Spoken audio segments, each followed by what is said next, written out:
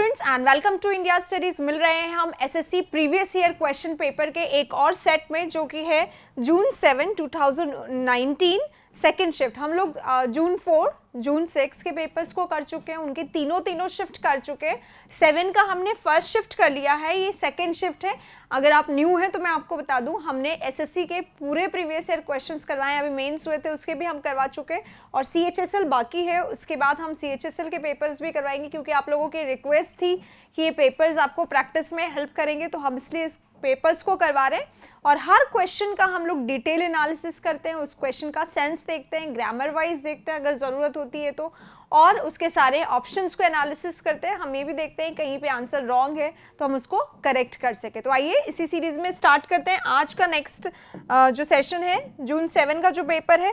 और आप जब आप ये सॉल्व करते रहेंगे ना, मेरे साथ सॉल्व करेंगे, तो आपको पता चलेगा कि जो इस बार एसएससी के पेपर्स आए, लाइक ये वाले जो पेपर्स आए 4th में, 7th में, 6th में जो पेपर्स आए, ये ऐसे रिपीट हो रहे हैं। लाइक एरर वाला क्वेश्चन, अगर फर्स्ट शिफ्ट में एडजेक्टिव से रिलेटेड एरर है तो सेकंड शिफ्ट में भी एडजेक्टिव से रिलेटेड एरर है। अगर टैग क्वेश्चन एक में आया तो दूसरे में भी टैग क्वेश्चन आया।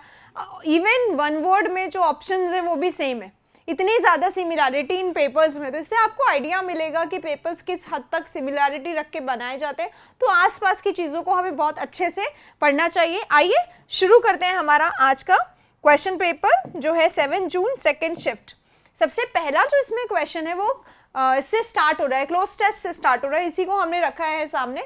During the reign of Aurangzeb, reign मतलब राज, जब उसका राजकाल चल रहा था, तब the last of the Mughals there dash revolts against the empire. The last of the Mughals, ये इसके लिए एडजेक्टिव फ्रेज है। देखिए, during the reign of Aurangzeb, Aurangzeb के रेन के दौरान, उसके साम्राज्य के दौरान, कौन Aurangzeb? Who was the last of the Mughals, जो कौन थे? मुगल्स के लास्ट एम्पायर थे, लास्ट किंग थे Aurangzeb. There dash revolts, revolts हमारा नाउन है, और ये नाउन क्या बता रहा है कि यहाँ पे जो वर्ब आएगी वो इस नाउन, क्योंकि प्लूरल है, देयर है, यानी कि बी की फॉर्म आएगी, is am are was were में से कुछ आएगा तो प्लूरल आएगा। अब हैव बीन आ रहा है, देयर हैव बीन रिवॉल्ट्स, तो बीन आ गया, बीन के बाद V3 आता है, राइट, अगेंस्ट द एम्पायर। और क्योंकि हम पास्ट की बात कर रहे हैं, तो पास्ट की बात कर रहे हैं, तो यहाँ पे पास्ट इंडेफिनिट आएगा, केवल वॉज या वर में से वर आएगा, वॉज नहीं आएगा, क्योंकि रिवॉल्ट्स है, ये प्रेजेंट है, और टेंस का भी यहाँ पे कोई लिंक नहीं है। देयर वर रिवॉल्ट्स, बहुत सारे रिवॉल्ट्स हुए अगेंस्ट द एम्पायर, इस साम्राज्य के अगेंस्ट में। Next is second, were the revolts of the Marathas. Second के ऑप्शंस देख रहे हैं हम, लिखा हुआ है dash were the revolts of Marathas. These है, दैट है, इट है और दिस है। तो इट, दिस, इट सिंगुलर के लिए आता है, दिस सिंगुलर के लिए आता है, दैट सिंगुलर के लिए आता है। तो बचता गया हमारे पास यहाँ पे क्या आएगा? These revolts against the empire, sorry not here, it is here. These were the revolts of Marathas, the Sikhs, the Jats and dash others. रिवॉल्ट्स में किस किस के रिवॉल्ट्स थे? मराठास के थे, सिख्स के थे, जाट्स के थे, एंड अदर्स के भी थे, एंड अदर्स है। अब अदर्स में भी देखिए, अदर्स हमारा क्या है? प्लूरल है, तो यहाँ पे इसके लिए प्लूरल डिटर्मिनर आना चाहिए। मोर अदर्स या ईच, ईच हमेशा सिंगुलर के लिए आता है, एवरी हमेशा सिंगुलर के लिए आता है, राइट। मैनी या मोर। अब मोर जो है वो कौन सा होता है? एडजेक्टिव में डिग्रीज में यूज होता है ना, कंपैरेटिव डिग्री में मोर का यूज किया जाता है, पर यहाँ पे मोर नहीं आएगा, इसलिए क्या आएगा? सिंपल डिटर्मिनर, जो कि मैनी है, यानी कि क्या होता है? सेवरल, बहुत सारे। मराठास थे, सिख्स थे, जाट्स थे, और सेवरल अदर्स, मैनी अदर्स, बहुत सारे और भी थे। After the death of Aurangzeb, Aurangzeb की डेथ के बाद, the Mughal empire begin to dash fairly fast. Mughal empire, जैसे ही औरंगजेब की डेथ हो गई तो मुगल एम्पायर जो हो गया ना, वो शुरू हो गया क्या होना? फेयरली फास्ट, बहुत तेज गति से, बहुत तेज स्पीड से डैश होने लग गया। डिस्पर्स, डिस्पर्स यानी होता है अलग होना। कब? जैसे स्कूल में ना, जब स्कूल ओवर होता है तो हम लोग डिस्पर्स होते हैं, सेपरेट हो जाते हैं, अलग अलग हो जाते हैं ना, तो वो वाला अलग होना, लेकिन इसमें दोबारा मिलना होता है, तो ये वाला डिस्पर्सल हो सकता है। डिस्टर्ब होने लगे या डिसरप्ट होने लगे, डिसरप्ट और डिस्टर्ब एक जैसे वर्ड है। और नेक्स्ट है डिसइंटेग्रेट। इंटेग्रेट क्या होता है? इंटेग्रेट यानी हार्मनी और हार्मनी यानी सम्मिलित होना, मिलजुल कर रहना, है ना। इंटीग्रेट यानी मिलना और डिसइंटीग्रेट यानी अलग हो जाना।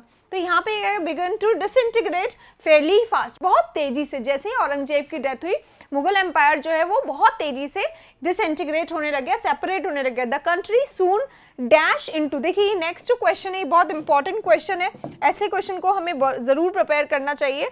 क्वेश्चन क्या है, the country soon dash into smaller territories, country ना बहुत जल्दी स्मॉलर टेरिटरीज में ब्रेक होने लगा, छोटी छोटी टेरिटरीज बन गई, many of which became more और लेस इंडिपेंडेंट, और उनमें से बहुत सारे जो है वो मोर और लेस, कम और ज्यादा तर वो क्या हो गए, इंडिपेंडेंट बन गए, आजाद बन गए, है ना।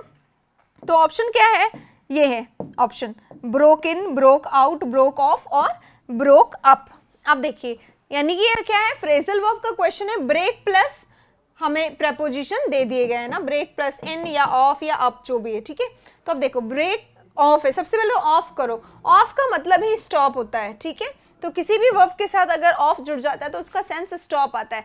ब्रोक ऑफ मतलब स्टॉप, ठीक है। ब्रोक आउट कुछ नया शुरू करना, टू स्टार्ट सडनली, अचानक से कुछ नया शुरू कर देना, ब्रेक आउट हो गई, कोई चीज बाहर आ गई, ठीक है। और है ब्रेक इन यानी सेपरेट होता है, और ब्रेक इन के लिए सबसे पहले ध्यान रखो, यहां देखो ऑप्शन में क्या लिखा हुआ है, ब्रेक इन इनटू, क्या ब्रेक इन के बाद इनटू आएगा क्या, तो ये हमें वैसे ही पता चल गया कि ये तो नहीं आएगा। नाउ दिस ब्रेक अप, अब ब्रोकअप से शायद याद नहीं आ रहा होगा, जैसे ही मैंने बोला ब्रेकअप तो बहुत सारी बातें याद आ गई दिमाग में। ब्रेकअप बोलते, ब्रेकअप क्या होता है, ब्रेकअप हो जाता है आपका किसी से, तो आप उससे क्या हो जाते हैं, सेपरेट हो जाते हैं, अलग हो जाते हैं ना। तो ब्रोकन यहाँ पे सेंस सेम दे रहा, फिर भी नहीं आएगा क्योंकि इनटू आगे दिया हुआ, राइट। तो ये गलत हो गया, ब्रेकअप हो गया उसका, उस औरंगजेब के अंपायर का क्या हो गया, ब्रेकअप हो गया, वो क्या हो गया, स्मॉलर टेरिटरीज में डिवाइडेड हो गया। ब्रेकअप इनटू लेता है अपने साथ कब, जब हम आगे किसी चीज के टुकड़े होने का डिस्क्रिप्शन देते हैं। तो breakup into smaller territories, breakup into smaller pieces, समझ में आ रहा है कि छोटे छोटे टुकड़ों में बट गया उसका पूरा अंपायर, ये बोला जाता है। तो ब्रोकअप आएगा, राइट। तो क्वेश्चन नंबर 5 यानी कि पैसेज, देखिए बहुत इजी सा पैसेज आ रहा है इस बार, जो मैं देख रही हूँ कि सारे ही एग्जाम्स में जो क्लोज टेस्ट ना वो बहुत ज्यादा इजी दे दिया गया है, लेकिन आप टफ भी प्रिपेयर करें, आप मेंस के भी देखेंगे तो बहुत ज्यादा, क्योंकि मेंस के पैसेजेस लंबे थे, कंपैरेटिवली टफ थे, तो आप वैसे पैसेजेस भी प्रिपेयर करिए अपने एग्जाम के लिए, जरूरी नहीं है हर बार इतना इजी आए। नेक्स्ट क्वेश्चन आ गया है grammatical error, the Japanese artist Yo Nagao, ये जापानीज में कुछ और भी प्रोनाउंस किया जा सकता है इसको, वॉज बिजी। तो हम बात कर रहे हैं जापानीज आर्टिस्ट की, आर्टिस्ट हमारा नाउन है और जापानीज इसका क्या है, एडजेक्टिव, जैसे इंडियन एडजेक्टिव है इंडिया का, इंडिया के लिए है ना, इंडिया इज नाउन। तो जापानीज आर्टिस्ट उसका नाम क्या है, यो नगाओ, तो ये हमारा नाउन है। मैं हर बार बता रही हूँ सेम तरीके के एरर आ रहे हैं,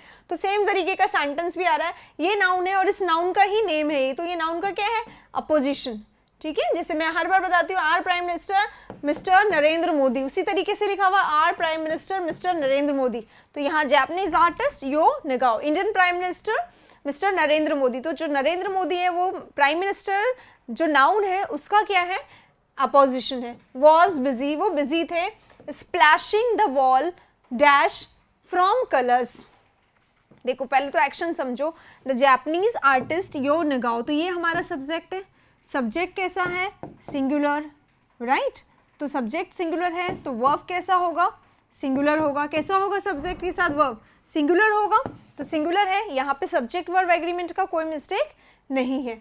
वॉज बिजी, बिजी थे, किसमें बिजी थे, स्प्लैशिंग, स्प्लैश करना यानी छींटे मारना होता है, पर वो किससे स्प्लैश कर रहे थे, कलर से स्प्लैश कर रहे थे।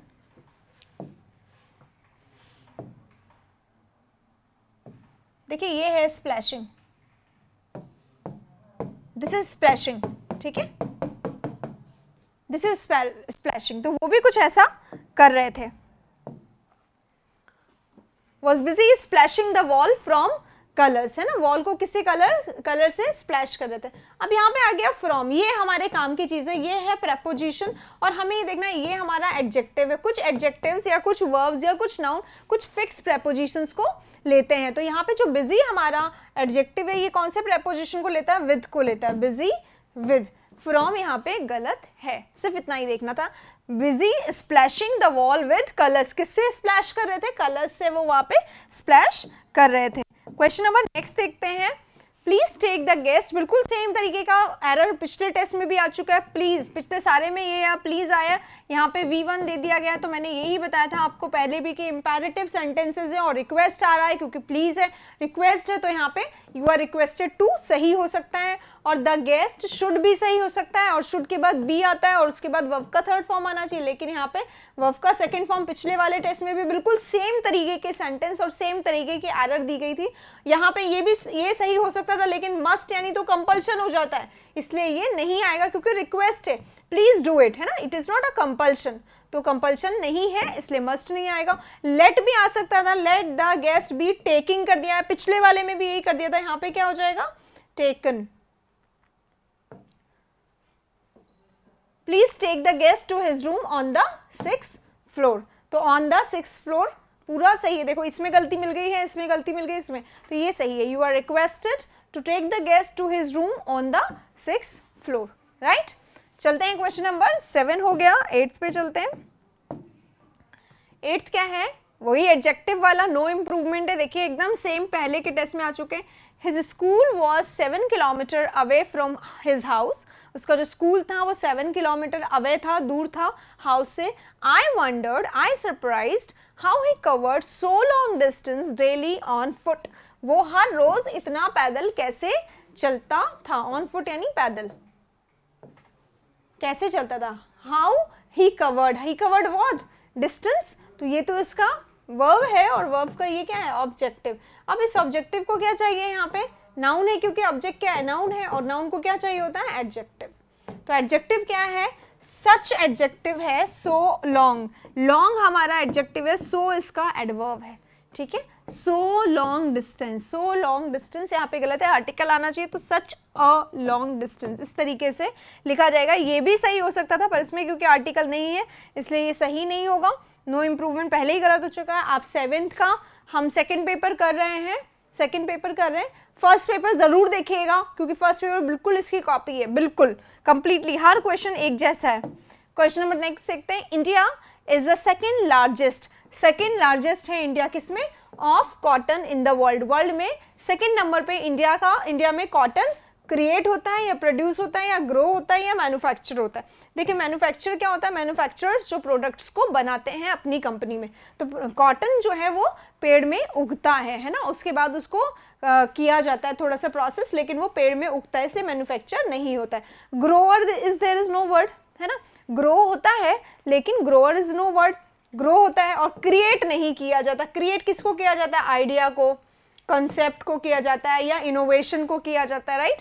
पर तो यहाँ पे क्रिएटर नहीं होगा, क्या होगा, प्रोड्यूसर है इंडिया का। इंडिया कौन से नंबर का प्रोड्यूसर है, सेकंड लार्जेस्ट प्रोड्यूसर है किसका, कॉटन का, वर्ल्ड में। जीके का क्वेश्चन भी आपका इसके साथ ही रेडी हो गया है। नेक्स्ट क्वेश्चन देखते हैं। A large deep pot used with in both in the oven as a serving vessel, oven भी बोल देते हैं इसको, सॉसपेन, कैसरोल, स्केलेट और कॉल्ड्रॉन। देखो सबसे पहले मैं आपको बता दूं ये और ये पिछले वाले पेपर के ऑप्शन के दो ऑप्शन ये भी थे। स्केलेट क्या होता है, स्केलेट इज ऑल्सो अ सॉसपेन या टी पैन जिसको हम बोल सकते हैं, ठीक है। और कॉल्ड्रॉन, पिछले वाले में कॉल्ड्रॉन आंसर था जो मैंने बताया था, फ्राई पैन बोला जाता है इसको या फिर एग पैन बोल सकते हैं हम इसको, जिसको कि हम लोग सिर्फ अवन में यूज कर सकते हैं, राइट, फायर में यूज कर सकते हैं, इसलिए हम इसको फायर पैन, कॉल्ड्रन है जो कि फ्राई पैन होता है, एग बॉईल करने के काम आता है बेसिकली। यहाँ पे कैसरोल आएगा। देखो कैसरोल सर्विंग वेसल होता है ये तो हमें पता ही है, लेकिन कुछ कैसरोल्स ऐसे होते हैं जो डीप पॉट होते हैं अवन में, जिनका यूज किया जाता है मीट को गर्म करने के लिए या रीहीट करने के लिए या बनाने के लिए कई बार, है ना, तो ये कैसरोल इसका आंसर होगा। नेक्स्ट इज, अच्छा, जम्बल्ड वर्ड्स है यानी हमें सेंटेंस को सेट करना है। सिंस देन आ गया है तो ये फर्स्ट नहीं हो सकता। द मैक्स आ गया है यानी कि कहीं ना कहीं मैक्स अगर देखते हैं अगर कहीं होगा फर्स्ट पे बिना आर्टिकल के तो हम उसको रेफर करेंगे। Boeing had huge hopes for its 737 MAX aircraft आ गया, यहाँ पे इसका इंट्रोडक्शन है और यहाँ पे द मैक्स है, तो हमारा आंसर सी से स्टार्ट होगा और बी इसका पेयर बन सकता है। सी बी ढूंढिए कहीं पे है क्या, यहाँ पे है और यहाँ भी है। डी देखते हैं, हाउ एवर आ गया इसमें, तो डी से स्टार्ट नहीं होगा, ए से स्टार्ट नहीं होगा।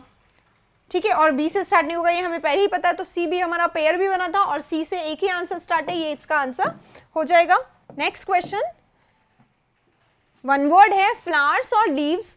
देखिए नेक्स्ट लास्ट पेपर में भी यही क्वेश्चन था, उसमें बुके उसका आंसर था और यहाँ पे कुछ और होगा, ऑप्शन यही थे वहां पे, ये शायद नहीं था वहां पे, शायद ये नहीं था, कुछ और था वहां पे। फ्लावर्स और leaves woven together in a circle, round में फ्लावर्स जो है श्रद्धांजलि में यूज किए जाते हैं, राउंड शेप में रखे हुए है ना, woven together in a circle for placing on a coffin on a grave, कब्र पे या किसी की डेड बॉडी पे as a shraddhanjali as a tribute flower रखे जाते हैं, उसको रेथ कहा जाता है। ठीक है, गार्लेंड यानी माला होती है, बंच यानी गुच्छा होता है फूलों का, बुके जो हम लोग कलेक्टिवली किसी को कॉन्ग्रेचुलेट करने के लिए बुके हम लोग देते हैं, वहां पे वो नहीं दिया जाता, रेथ नहीं दिया जाता। नेक्स्ट इज ग्रामेटिकल एरर ढूंढनी है। देखिए अच्छा क्वेश्चन है, नया टाइप का है। The Doon valley with all its lights, यहाँ पे हमें थोड़ा सा अवेयर होने की ज़रूरत है। जब भी हमारे सब्जेक्ट में विद आ जाए, अलॉन्ग विद आ जाए, है ना, तो हमारा सब्जेक्ट यही रहेगा, ये प्रेपोजिशन है, ये क्या है, प्रेपोजिशन है, तो ये इसके बाद जो है ना नाउन जो है हमारा, ये इस प्रेपोजिशन का ऑब्जेक्ट हो जाता है।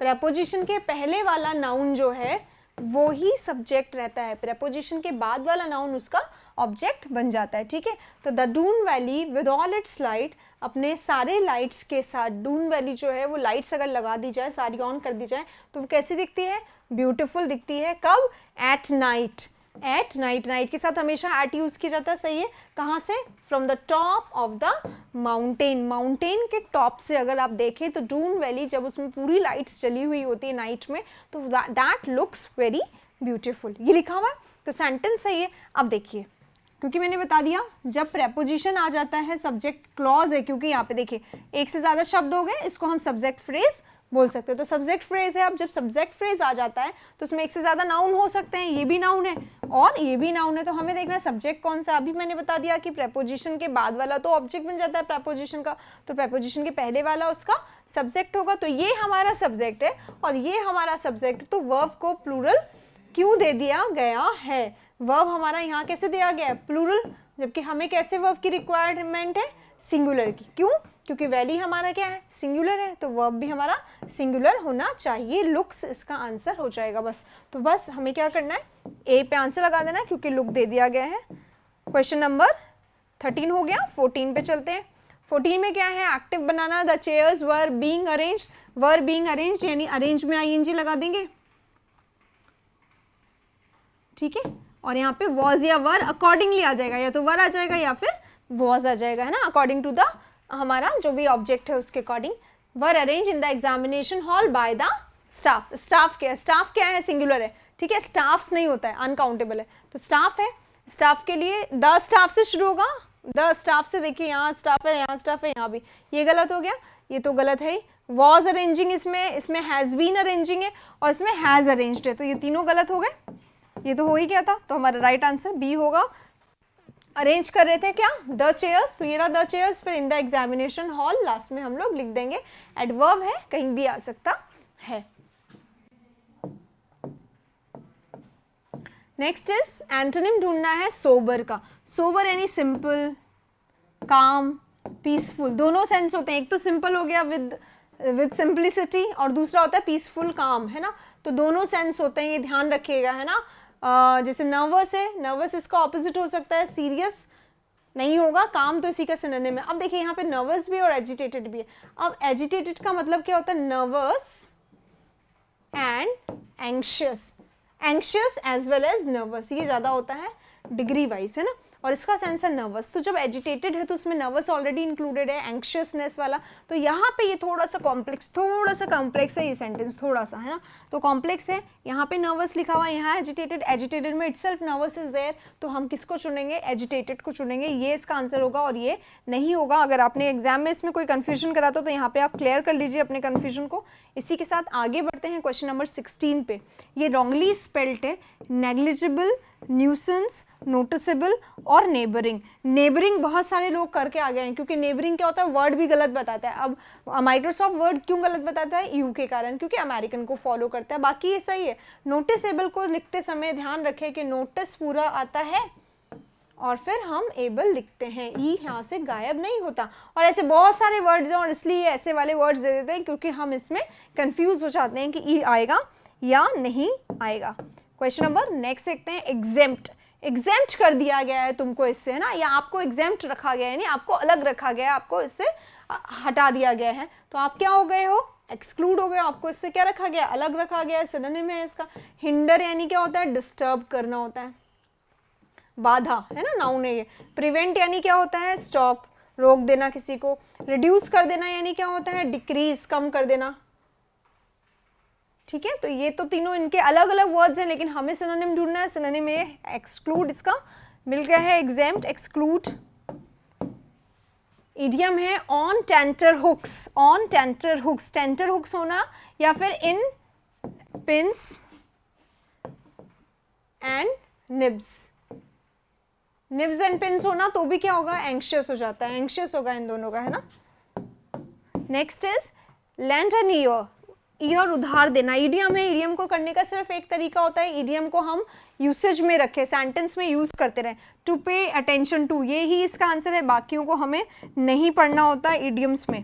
नेक्स्ट इज रॉन्गली स्पेल देखना। देखिए ब्रिडल, घोड़े के गले में लगी होती है और उसको पकड़ने के काम आती है लगाम।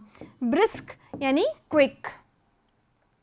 ब्रिसल हम अभी डिस्कस करेंगे। ब्रिटल क्या होता है, ब्रिटल होता है फ्रेजाइल यानी कि नाजुक, नाजुक होती है ना, कांच जैसे होता है। फ्रेजाइल होता है, कांच के बॉक्सेस पे लिखा होता है फ्रेजाइल, है ना, स्पेशली मेंशन किया होता है। ब्रिसल क्या होता है, ब्रश होती है, ब्रश, उसका जो एक एक हेयर होता है ना, ब्रश के ब्रिसल्स होते हैं, तो ब्रिसल होता है ब्रश के हेयर।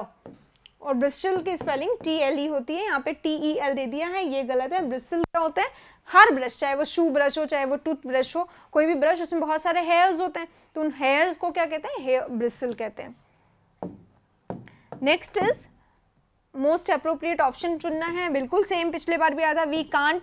देखो ये क्या है, क्वेश्चन टैग है। क्वेश्चन टैग में क्या होता है, एक तरफ नेगेटिव होता है तो इधर नेगेटिव नहीं आता है, इधर नेगेटिव नहीं है तो इधर नेगेटिव आएगा। एक तो ये सेंस पूरा होता है, दूसरा सब्जेक्ट यही होता है, तीसरा यही यूज होगा यहाँ पे, यही। कुछ स्पेशल केसेस होते हैं जहां अलग होता है, अदरवाइज वही। तो जैसे कैन यूज हुआ है तो यहाँ पे भी कैन आएगा ही आएगा, बस इतना ही करना है। कैन वी, क्योंकि नॉट तो यहाँ पे दिया हुआ है तो यहाँ पे नॉट नहीं आएगा, तो कैन वी, बाकी कुछ नहीं आएगा, राइट। चलते हैं नेक्स्ट पे 22। रैम्पेंट। रैम्पेंट यानी क्या होता है, अधिक मात्रा में, एक्सेसिव। यहाँ पे लिखा हुआ है प्लेंटी, हम इसको बोल सकते हैं, कुछ चीज जो बहुत ज्यादा हो जाए, अबंडेंस हो जाए, जिसका लॉट ऑफ में आ जाए, तो वो क्या हो जाता है, रैम्पेंट। सिनोनिम दिया, एक्सेसिव सही है। लिमिटेड, इसका ऑपोजिट है रेयर यानी ना के बराबर। और जेंटल, जेंटलमैन वाला जेंटल है ये, सीधा साधा। Next is 23। स्वर्व है। स्वर्व क्या होता है, देखो जैसे आप चल रहे हो, दिस इज द रोड, ऐसे करके रोड जा रही है, दो पार्ट्स में बनाओ, you have to, you are going going going, और आपको ऐसा लगा कि यार आई एम कंफ्यूज, राइट जाओ या लेफ्ट जाओ, आप राइट चले गए, जबकि आपको एक्चुअली में कहा जाता है लेफ्ट, तो आप क्या हो गए, डेविएट हो गए, अपने रास्ते से भटक जाना, इट इज स्वर्व और डेविएट। तो ये तो इसका सिनोनिम है ना। अब हम देखते हैं हमें क्या चुनना है, एंटोनिम चुनना है। ड्रूप और लर्च। ड्रूप तो होता है भटक जाना, है ना, वही सेम। और लर्च, देखिए लर्च क्या होता है, जो लोग बहुत ड्रिंक करते हैं दे लर्च। कैसे, कोई पब में है पर्सन, उसने पी लिया बहुत ज्यादा, he is badly drunk and he is not able to walk करने के भी एबल नहीं है, वो क्या कर रहा है, ही इज लर्चिंग, स्ट्रेट उससे खड़ा नहीं हो जा रहा है, लहरा रहा है ना, लहरा के चलना, इट इज कॉल्ड लर्चिंग, लहरा कर चलना, है ना। और नेक्स्ट इज डेविएट हो गया, स्ट्रेटन। स्ट्रेटन यानी सीधे सीधे चलना, राइट, यानी नॉट डेविएटिंग, स्ट्रेट होके चलना, ये इसका आंसर होगा। नेक्स्ट देखते हैं, the company management is of the opinion. Company का जो मैनेजमेंट है उसका ये ओपिनियन है कि not wearing a suit and tie, suit और टाई नहीं पहनना एट द वर्क प्लेस, काम की जगह पे, कुछ क्रिएट कर सकता है क्या, a bad that on client. Clients यानी शायद मैंने बताया था आपको पहले, क्लाइंट्स क्या होता है, क्लाइंट्स होता है कस्टमर्स, तो कस्टमर पे बैड इंप्रेशन डलता है, आउटलुक डलता है, नोशन या रिस्पॉन्स। तो इंप्रेशन तो इसका आंसर होगा। आउटलुक क्या होता है? आउटलुक हमारा पर्सपेक्टिव, हमारा नजरिया होता है, how you see the things, है ना, पर्सपेक्टिव या नजरिया। और नोशन, नोशन यानी कंसेप्ट, आइडिया। और नेक्स्ट वर्ड है रिस्पॉन्स, आपको आता है ये रिस्पॉन्स है ना, जवाब देना। तो यहाँ पे क्या आएगा? इंप्रेशन, या अगर ये नाउन है तो इसका सेंस सिर्फ जवाब हो जाएगा। 24 क्वेश्चन हो गए हैं, 25 पे आते हैं। Given below are 4 jumble, okay. It has been a leading, यहाँ से स्टार्ट नहीं होगा। The United States of America holds a dominant position in the world because of its high economic development. तो यहाँ ये इंट्रोडक्टरी सेंटेंस है, ये start हो सकता है because of it's enormous output. तो यहाँ से स्टार्ट नहीं होगा, सी से भी नहीं होगा। इट इज़ ऑल्सो, ये ऑल्सो है कुछ और, तो बी हमारा इंट्रोडक्टरी सेंटेंस है। 2 ऑप्शंस को हम काट देते हैं। नाउ बी सी या बी ए, तो पढ़ने पड़ता है, वापस से पढ़ लेते हैं। The United States of America holds a dominant position in the world because of its high economic development. United state of America जो है वो उसका वर्ल्ड में कैसा पोजीशन है? डोमिनेंट पोजीशन है, मतलब दूसरों पे अपना अधिकार जमाता है वो। क्यों? Because of its high economic development, उसका इतना ज़्यादा इकोनॉमिक डेवलपमेंट है इसलिए। तो बी से तो स्टार्ट हो गया। अब हमें देखना है बी के बाद सी या ए। Because of its enormous output, the United States has a major share in the world trade. World के ट्रेड में इसका यूनाइटेड, इसका बहुत ज़्यादा शेयर है। यहाँ हमने बात करी क्योंकि इसका आउटपुट इनॉर्मस है। It has been a leading producer of both industrial and agriculture growth.